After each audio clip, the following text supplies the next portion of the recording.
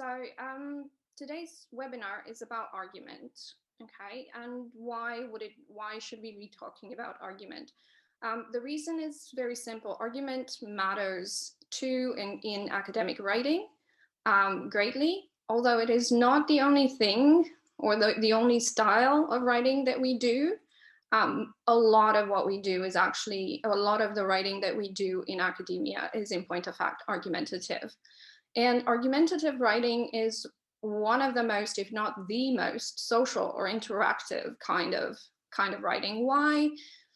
Not only is it for a particular audience like any piece of writing, but argument is often, mostly, not often, always, good argument is always about including the voices of your audience in your own writing, okay?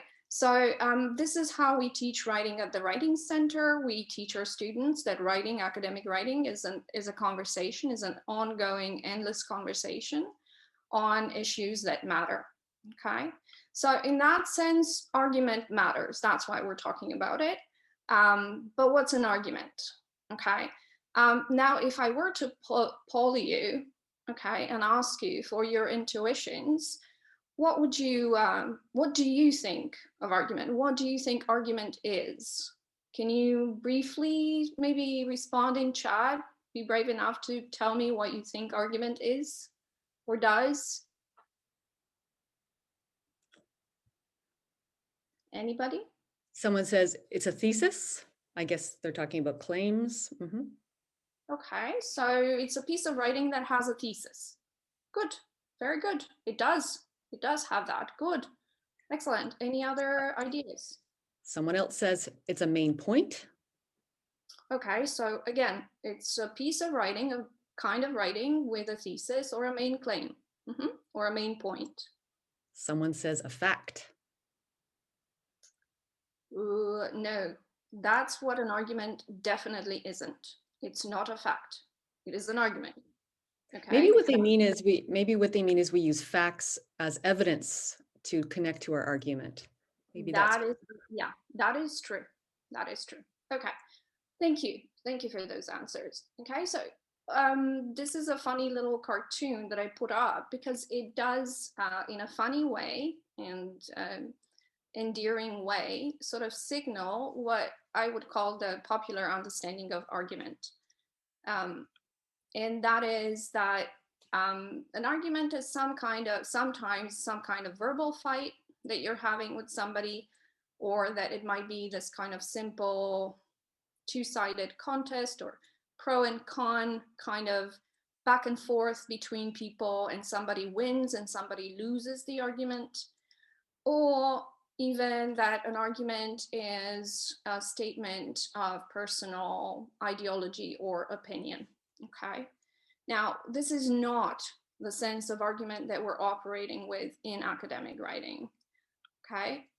Rather, what we operate with, the understanding of argumentation that we operate with, is twofold, okay? Argumentation is first a process of inquiry, okay? It's, let's say that we have an issue, right? Like factory farming of animals for meat. Let's say that that's an issue. It becomes an issue. We want to know more. We want to know if it's problematic at all. We want to know if everything is okay with what we do, with our practices, okay? What do? We conduct a search, an inquiry for the best sort of account, explanation, course of action, which considers all available information and alternative points of view. So it's not about just two sides to an argument. There are many sides to a good argument.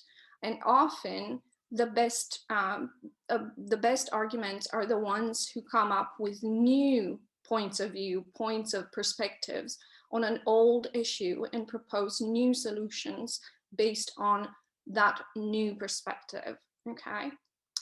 On the other hand, argumentation or argument is basically the product of that process of inquiry. So it's a culmination of this process in which we draw on the results of our inquiry, and we make a claim, that main claim, main point or thesis that you were referencing earlier. In philosophy, for instance, we would call this staking a position. And we justify it. Again, this is a philosophical term for supporting that main idea, okay? Why do we do that? In order to get our audience on side, okay? To get them to see the rightness, acceptability, rationality, the good things about our argument. We want them to accept it. So in a sense, very simply put, argument is what argument does. It stakes out a position on an issue and supports it with evidence and reasons in order to convince an audience to accept that position that we're staking out, okay? So making an argument is definitely not like having an argument, okay? Making an argument goes back, has legal roots, basically. The Latin argumentum tells us so much. It has legal roots. You have to make the case. You have to prove something, show something. Although the proving in this case, the burden of proof can be quite different in different disciplines and so on. So what does that, we said that the argument stakes out a position. This position is referred to variously in various fields. It's the main claim, the thesis statement, or conclusion. So I listed them here for you. For instance, in writing and composition, which is the field that we operate in at the Writing Center, we tend to use thesis statement, okay? But we also refer to main claim. We also refer to position, okay? In logic, for instance, in critical thinking, you will be hearing about conclusion, okay? The conclusion of an argument. And that's a good term. Why? Because it basically signals or indicates that an argument is not just a list of points or facts. It has a movement, it has a direction, it goes somewhere, okay? It has a direction, it seeks to do something, and it does it the best it can, okay? So do not be confused. There are many words for it, even hypothesis, okay? For instance, one of the projects out of Berkeley, which is directed at understanding science, they give this kind of illustration of a scientific argument. And what you have there is basically this kind of double-sided sort of idea of an argument as a process and as a product. Okay, so let's say that you have a theory, and based on that you have an idea which can be formulated with what if, and then you start spelling out your expectations based on that theory and your idea. How would that idea work out? You have some expectations, some predictions. You set up your experiment, and then you get actual observations or evidence whether or not that really works, okay? So for an example, think of Pasteur's, Louis Pasteur, 19th century scientist. We owe him pasteurization as a process. He had this germ theory of fermentation, and he came up with this idea: what if I heat up wine to, let's say, a particular temperature for a particular period of time? And what do I expect that to do? I expect that to kill the microorganisms that are responsible for the spoilage of the wine. And it worked. Okay, but that's just an aside, just to give you a sense that this is, when we're talking about argument in the academe, we are really talking about the scientific process. At its core, it's still argumentative. So argument, if you want to put in a very simple way, an argument is a structure of claims. And I know that it might sound confusing, but even when we talk about evidence, we're still talking about claims, okay? We'll talk about evidence a little bit later, but evidence is not, do not think of evidence on the model of concrete things out there in the world, okay? that's extrinsic kind of evidence. The evidence that we're using in arguments is always going to be a claim of some kind. And there are many kinds of claims. We can make claims about what happens or happened, and this is a claim of fact. We can have a claim of definition. What does this mean? It means this. Or we can have claims of cause. X caused Y, and so on. And we can have these claims at all levels. We have a main claim, the conclusion, the thesis. We have reasons, which are also claims, and evidence, okay? But evidence is a kind of claim too, except in order to make that kind of claim, we go outside in the world to look for it. Okay. Now, that said, okay, you can argue that opinion is also a kind of claim. Could opinion be a good thesis statement? And a lot of people think of thesis statements as, oh, this is my opinion, okay? So here's 2 examples. Can you tell me which one is a statement of opinion and which one is a thesis statement? Okay, you can send your answers through the chat. Somebody says number 2. Is what? Somebody says the first one is opinion. Somebody says the first is opinion. That seems to be the consensus. Okay, what gave it away? How do you know? How do you know?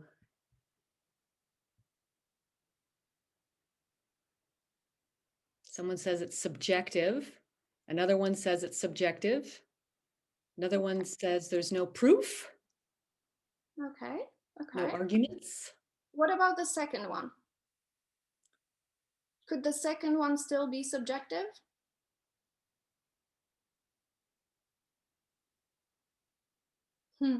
Okay, this is a bit of a rabbit hole question. But you are right. You are right. So the first one is a statement of opinion, whether or not it has, in my opinion, shashlik is yum. Okay, but you might have noticed, first of all, that it's much shorter, much simpler, and it also uses vague language that is also kind of loaded. We call it loaded, and it's meaning that it has emotional connotations. Yum, okay, that has emotional connotations to it, okay? There's no such language in the second one. If you ask me as a philosopher, I will tell you that subjectivity is still involved in the second one, but it's not as problematic, let's say, as in the first case, okay? Now, for you to have a test, okay, how do you know which is which? When you have one, when you have the other? The statement of opinion focuses on you, okay, as the speaker, on your personal experience or ideology, whether or not you use, in my opinion, okay? And often it has some kind of you have some kind of emotional attachment to it.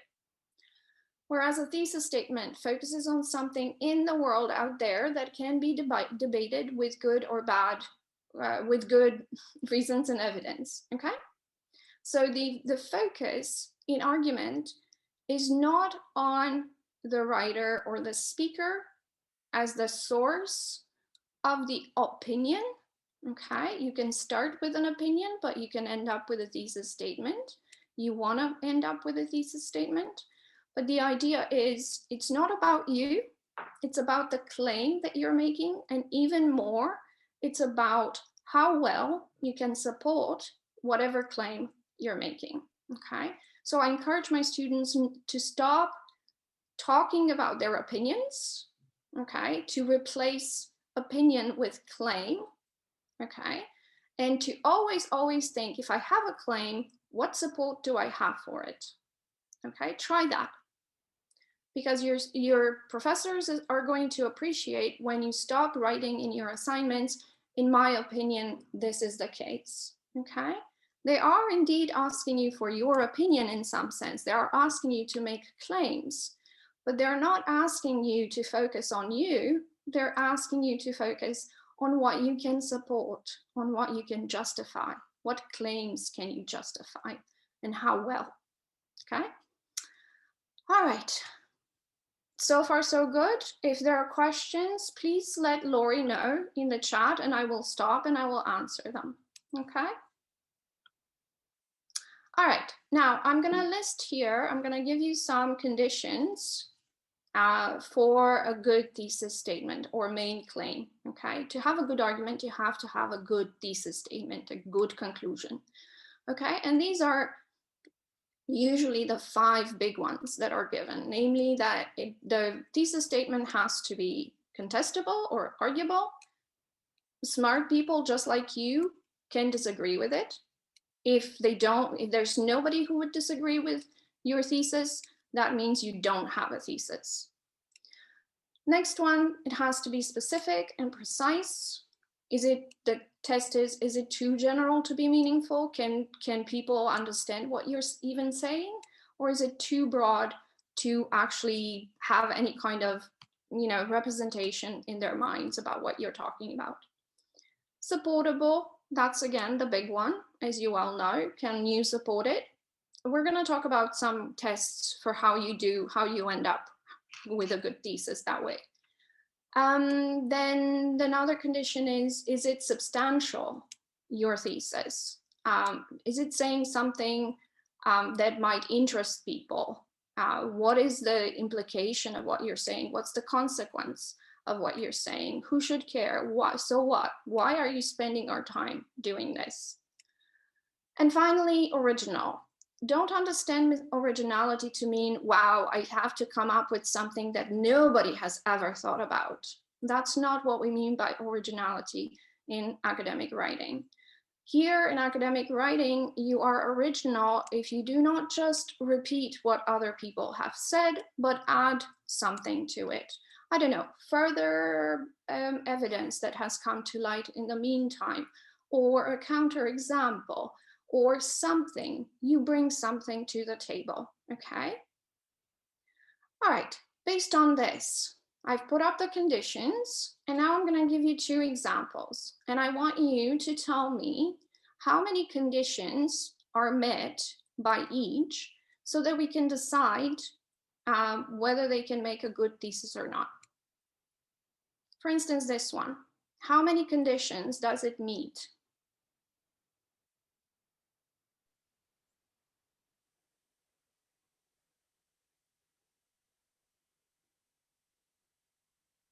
Or name a condition that it definitely meets. So I think people are still thinking. Okay. Okay, here we go. We got some answers. So it's arguable. It meets number 5. It meets number 3. I don't know what those ones are. Okay, so let's start with arguable as number 1. Is it arguable? Somebody says yes. It is definitely arguable. Definitely. People can disagree with that statement. Okay. Is it specific? Maybe it is. In the context, maybe we know who the mayor of Prague is, but is it specific enough? What does it mean? He's a bad man. So we don't have anybody saying it's specific. We have people saying it's supportable. Supportable. Yeah. Okay. How is it supportable? I mean, what kind of evidence would we bring to the table?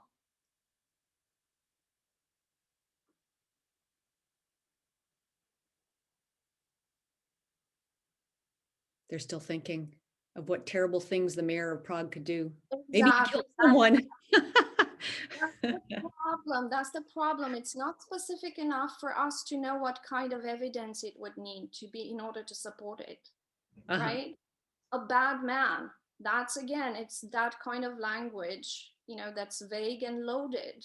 Okay, I don't know what you might mean by bad man. My definition of bad man is something else. Okay, so it's just not specific enough. We don't know if it's supportable. We can't decide. Substantial, yeah, maybe, although it's unclear. We have too little to work with.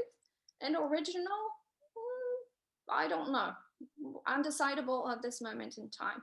So it seems that there is one criterion that is met successfully, and much of the rest are in doubt, if not downright completely left behind, unmet. Okay, so this is more like a statement of what we just talked about. So if it's not opinion. Oh, yes. Excellent. Excellent. Yes. It's a statement of opinion. And that's how you end up in arguments with people, because people have opinions like that are formulated like that. And, you know, it's hard to decide because there's just not enough there. Okay. That's not how we write arguments in academic writing. Look at the second one. Now it's no mystery. I didn't intend any mystery with this exercise. I wanted it to be easy. So how many of the conditions does it seem to meet successfully?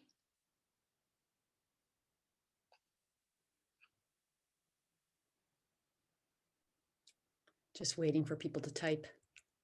Yep. There we go. Someone says all 5. Mm-hmm. Someone says 4. Okay. I like how you're thinking. I like how you're thinking. Yes, we can debate some of them. We need to know more in order to decide.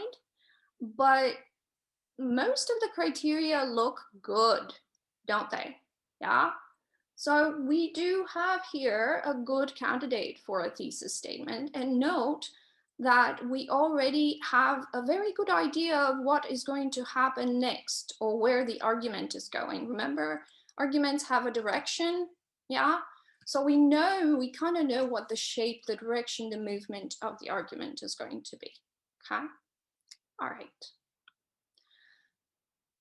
Let's do some more exercises. Let's see if we can do it a bit more quickly. Here, I'm not looking for how many criteria are being met, but rather intuitively, quickly, would you say that this looks right as a thesis, as a main claim, or not?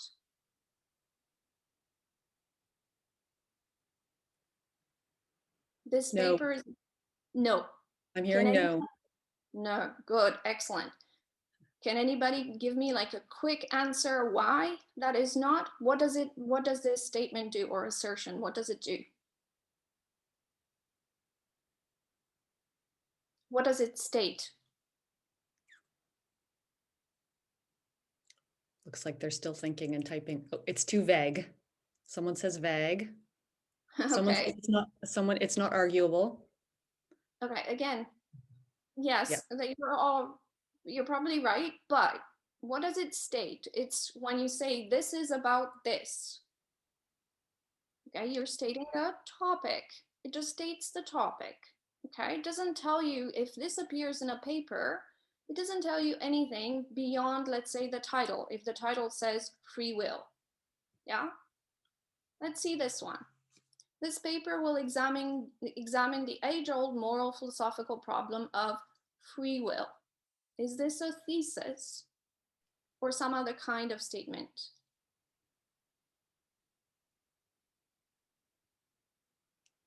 Someone says it's a purpose. Yes, thank you. Yes, absolutely. It's a statement of purpose. Again, we're not exactly telling, if you're using this kind of statement, which occurs very frequently in what we write, very frequently. You're going to find it all over the place in research articles, for instance. This is a statement of purpose, but it indicates, again, the direction of the argument, its purpose, but it doesn't tell you what conclusions were reached during the inquiry, okay? So that's why it's not a thesis statement. It's a statement of purpose. They're different. One tells you what the conclusion is, the other tells you what the purpose is. So great, you're doing great. What about this one? We have free will. Good thesis statement or not? They're thinking and typing. Good. Someone says no. Someone says it's a statement of opinion. Someone says it's just a claim. Good. All of them are correct. So it's just a claim, and it Not specific enough. And it does look like a statement of opinion. Okay, you can easily imagine it in a paper being, in my opinion, we have free will. Yeah, whether or not it has, it's something gives it away. It's too short, too simple, almost too simplistic, and there might be some pathos, so some emotional language related to it as well. Okay, now of course there's no mystery now what we have next. Okay, can you please vote? Good thesis? Indulge us, people.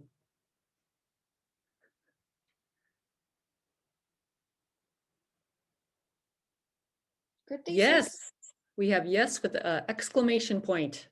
Absolutely. Yes, the exclamation point is right. Yes, it is. It is.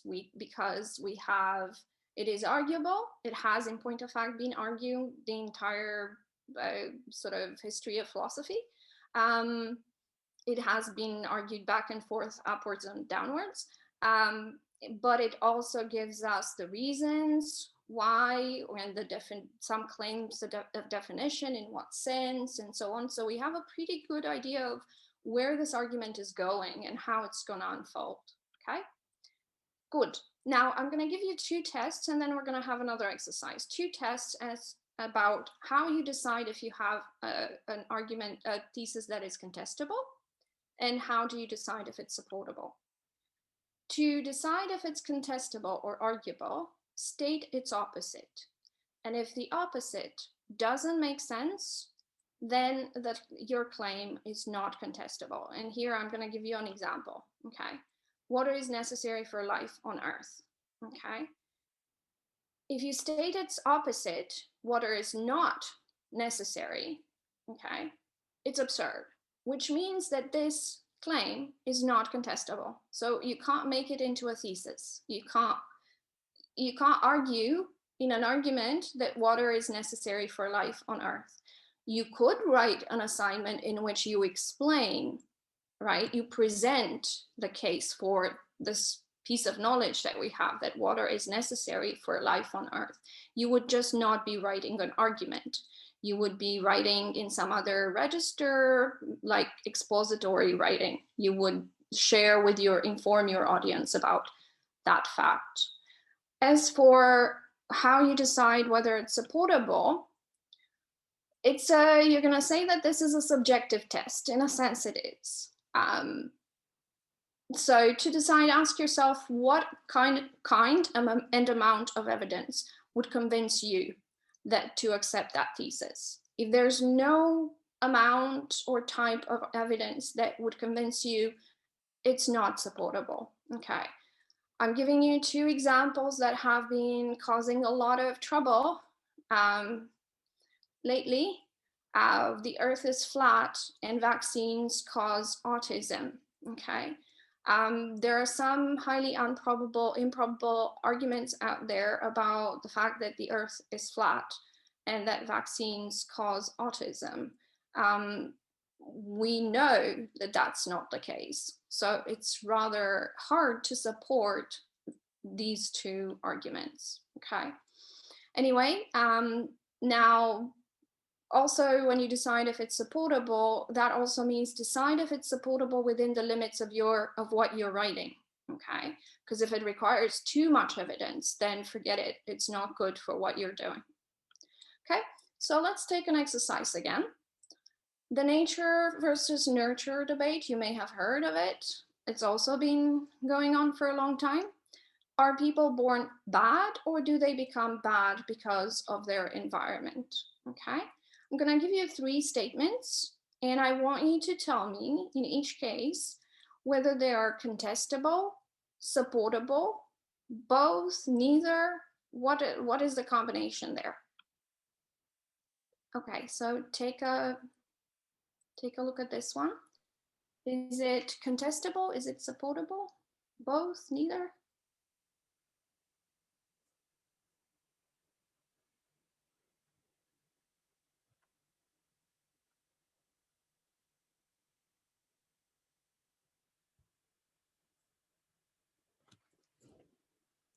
People are thinking. Yeah, yeah. Let them think. Thinking takes time.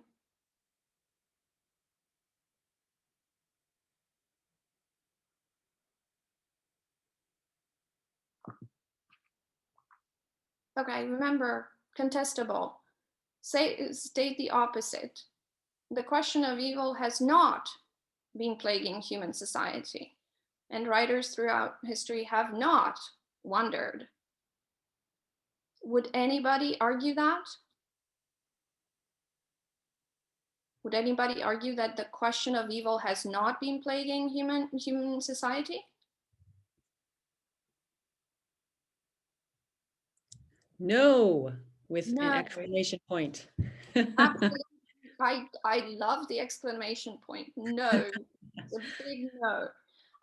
So it's not contestable. Okay, this is nobody really would be taking issue with this and disagree with this. Okay, is it supportable?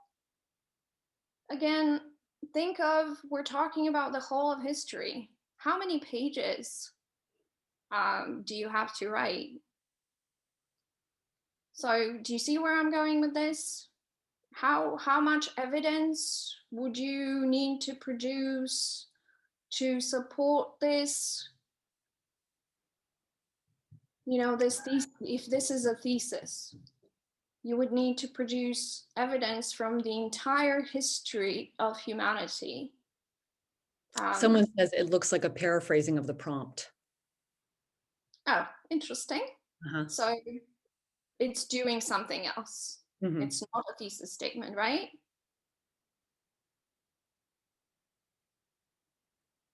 Okay, I'll break the spell here because we do have other things to go through. It is not a good thesis statement. It's not contestable. It's not supportable. In point of fact, it's not even argumentative. It's really descriptive. And it is something that you might consider including in your introduction as you set up the ongoing debate and things like that. But you would have some work to do because it's still too general, too broad. Academic writing in general tends or requires us to be as specific and as precise as we can. So it doesn't matter whether it's a thesis statement or any other kind of writing. So no, it's not contestable, not supportable, not a good candidate for a thesis statement. What about this one?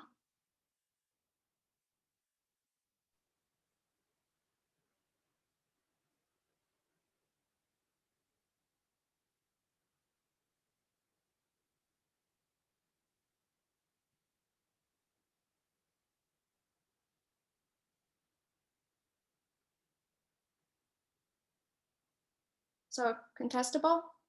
Would anybody disagree? With good reason? We've got contestable here. We've got both. Someone says it's both. And another one, another vote for contestable and supportable. You're doing fantastic. Yes, both. It's both. Okay. It's shaping up as a very good candidate for a good thesis statement. Okay. It also gives us quite a bit of information about how the argument is going to move. Excellent. You're doing great. What about this one?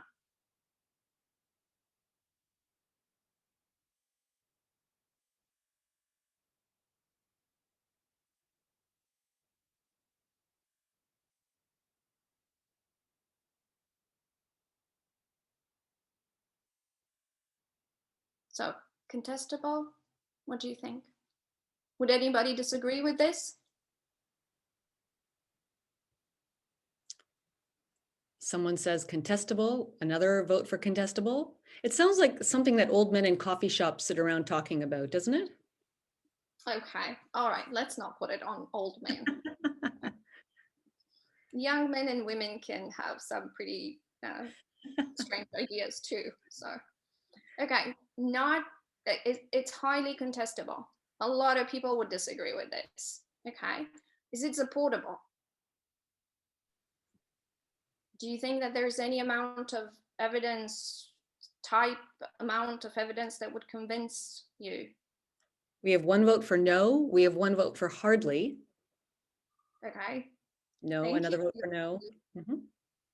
Great. So not supportable. And I know that there's a sense of unease when you read this. Part of that unease or dissatisfaction is related to the fact that this is actually a good example of what is called in logic circular reasoning, as in notice that criminality and being born bad are the same thing for this writer. So they're not actually arguing anything. They're just talking in circles.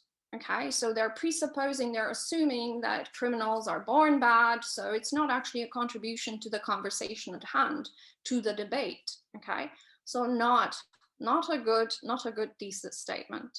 Okay, all right, we're gonna move on, but thank you, you're doing great. Now we're gonna be looking at reasons and evidence, also different kinds of claims. And again, you probably know already from your own experience that they're different. And they also occur at different levels in your argument, okay? Can we play that little clip, Lori? Do you think, do we have time or do we not? Oh, I think, yeah. So this will stop the, so it's 2 minutes long, right? No, it's under. It's under 2, yeah. Okay, so hang on a second. I will go into it. Here we go. Just. Do I need to stop sharing? I don't think so. I think I can actually share. Okay. There we go. Okay.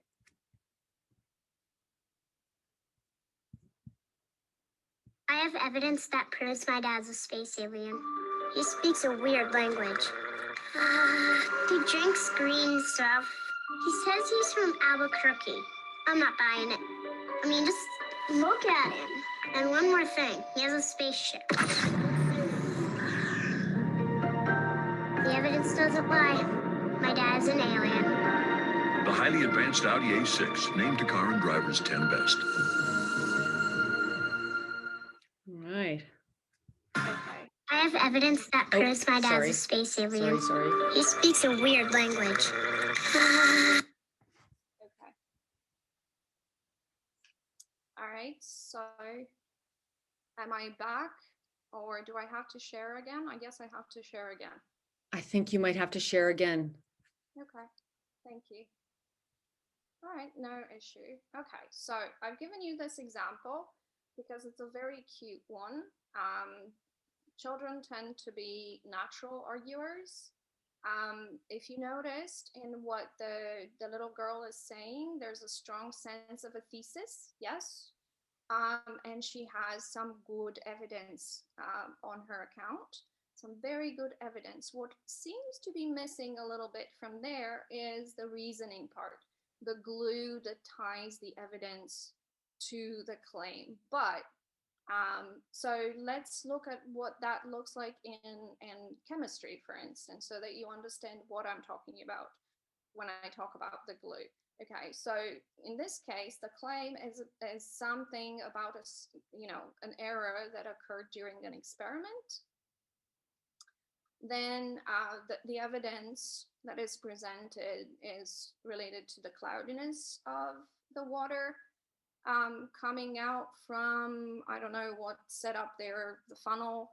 And then the reasoning is, well, the reason why if the water was not that clear, that meant that some of the precipitate was flowing out and didn't make it into the final mass of the substance that they were trying to obtain. So the reasoning is basically, if you can, I hope you can see the glue that ties the evidence to the main point. When we talk about reasons, again, they're claims. We refer to them as supporting secondary claims or supporting points or secondary points ideas, or again, multiple words. Or we refer to them as premises. That's the term in philosophy, logic, critical thinking, and so on. An argument has premises and a conclusion. But more importantly, what you need to know about reasons is that they are answers to possible challenges to your argument, to your main claim. Why are you saying that? Why are you saying that your dad is a space alien? Why should I should we accept that? Okay. So when you write an argument, when you make an argument, anticipate these questions and think how you may respond. This is actually a very important part of what researchers do when they publish their research articles and so on. They have to anticipate all these questions that their peers are going to have. Okay, so reasons are very, very important.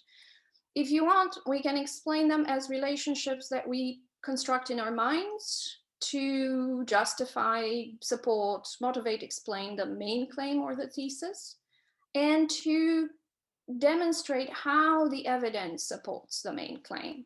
Okay, so as I said, it's the glue. The reasoning is the glue. Okay, and I'm going to give you some examples. What I want you to take away from these examples is that kind of template, that kind of move. Always, start basic when you write. You can become more sophisticated in time, but for simplicity and for your own clarity, it's best to work with some very simple templates at first. So in order to tell the difference between your main claim and the other claims, the supporting ones, always see which one is logical after because. Okay, what follows after because is the reason. Okay, always think X because Y. Okay, and Y is going to be the reason. But remember the because. Because is very, very important. On the other hand, evidence, we think of it as coming from outside our minds, facts, figures, whatever, reports, books, whatever you want to think of. And they support the reasons and the main claim. So it's, if you want, it's three tiers of claims. Okay. Now, what counts as evidence? This is a very complicated and long discussion that we can't have here. Each discipline requires and accepts different forms of evidence, which means that when you choose your discipline or your major, you will have to learn basically what kind of evidence is acceptable in your field and look for that type of evidence. Okay. So it is all part of this academic apprenticeship that you're on. Okay. Now, there are some very common types of evidence that we know. I've put them up, and we know just by looking at this minimal list that there are huge differences between, for instance, disciplines that take quotations as evidence, like literary studies or even history and so on, where the words said are artifacts. They are very hard evidence, whereas in a discipline like chemistry, you will be paraphrasing a lot. You will not be quoting a lot.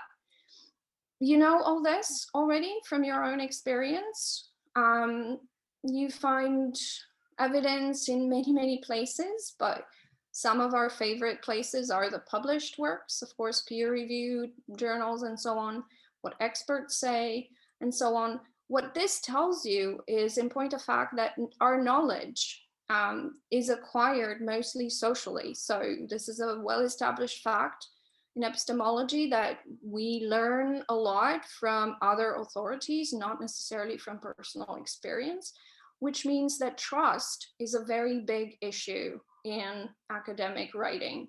So trust, honor, all of those good things that we discuss in our classes when we talk about academic conduct. Okay, final word about evidence. Always bear in mind that evidence is not the same thing as raw data. Okay, if you look at that picture that I put up of some sort of footprints in the snow, okay, the footprints in the snow are not evidence. They're just data. They become evidence when somebody who knows how to read those tracks can tell you what animal left those tracks, those footprints, and what kind of danger that might pose. So you need an expert to read the data, to interpret it, for that data to become evidence of, I don't know, a lynx on the prowl. Okay. So, and this is another sort of word about statistics, because I know from experience that our students and a lot of people nowadays think of statistics as the standard or gold standard of evidence. But you have to be very careful with statistics as well. They're also based on the collection, analysis, and interpretation. So again, you're dealing with claims. Statistics are not raw in any way, shape, or form. So you have to be very careful when you use them, that you understand what they are. I think that I'm gonna, how are we doing for time, Lori? Yeah, we need to wrap up soon. Okay, so I'm just gonna go through, gonna skip the average exercise. The wrap up for it is that remember that we think up reasons to support our claims. We find evidence to support our claims. Okay, reasons tend to be our own internal construction, but evidence somehow comes from outside our minds. The important thing is that both support our claims. Hence the image that I started with, the Parthenon, okay? Even though it's a ruin nowadays, we still keep going back to those amazing, amazing columns and admire the skill and masonry and everything that the Greeks had. So when you think of arguments, please think support, okay? Don't think opinion, think support. Okay, so Excellent. this is just the final slide. I'm gonna put it up for you. I'm not gonna go through it. Thank you for your attention. And now I would be happy to take some questions.